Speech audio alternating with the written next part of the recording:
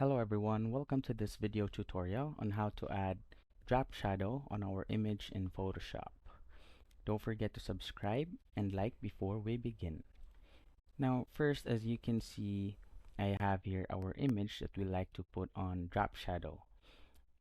It is layer 0 copy, and we have here our background. Now the right side of layer 0 copy is a space. We can double click it and we can see that the layer style box is right here in front. Now to add drop shadow in our image, we can simply click drop shadow and customize. Now to customize, to have more options of our drop shadow, you can just simply click drop shadow right here and then choose the blend mode, the opacity, the angle, the distance,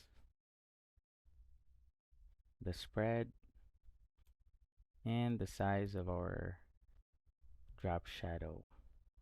As you can see, there are a lot of options on how to customize your drop shadow, and after choosing or customizing our drop shadow, you can simply click OK, and then there you go.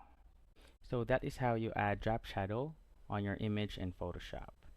Thank you all for watching, and I hope that you have learned something from this video.